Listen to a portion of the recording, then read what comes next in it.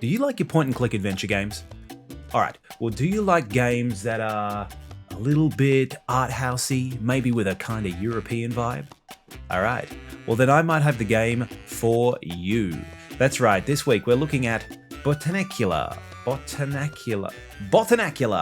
Started up a channel, reviewing all his games. Now he's going absolutely insane. Whoa, it's Sinny's pile of shame.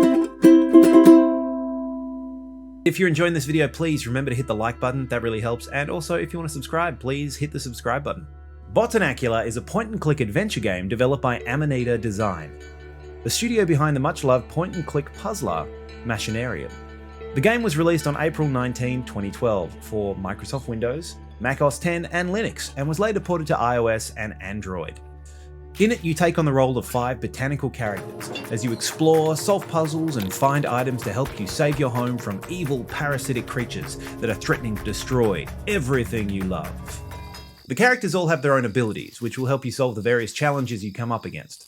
There is Mr. Lantern, who can absorb seeds into his body and make him glow. Mrs. Mushroom, who can create identical copies of herself and also shrink. Mr. Poppyhead, who's a big buff boy who can also float. Mr. Twig, who's good for getting to those hard-to-reach places. And Mr. Feather, who floats like a feather. It's a fairly standard point-and-click adventure. You find a problem that needs an item, and then you go and collect the item from somewhere in the world. That's basically it. But is it good? Look, I grew up with point-and-click adventure titles, and I enjoyed them, but I always end up getting infuriated by a section and then inevitably walking away.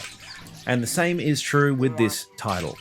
I hit a point and I was just like, nah, I'm good. I'm good. This is good. I mean, don't get me wrong, the game itself is beautifully put together. The animation style is lovely and feels hand-drawn, another carryover from the stunning work on Machinarium. The storyline is simple but effective, and the soundtrack is amazing. It's just beautiful, really lush sounds. Actually, I'll just take a minute to say that the musical direction on this game is so damn good. Since there's no actual dialogue in the game, everything is communicated by visual and audio cues, and the audio work really carries so much.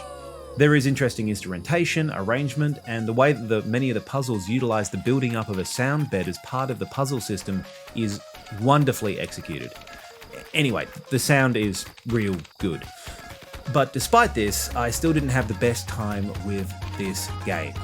It was fun for a bit, but then I just ran up against one too many puzzles that stumped me or felt a little too cumbersome to overcome. But maybe that's just me, and maybe you'll absolutely enjoy it. It's a well-designed world with a beautiful soundtrack, and if that's your jam, then rock on. But for me, I give it a 5 out of 10 trippy mushroom rides.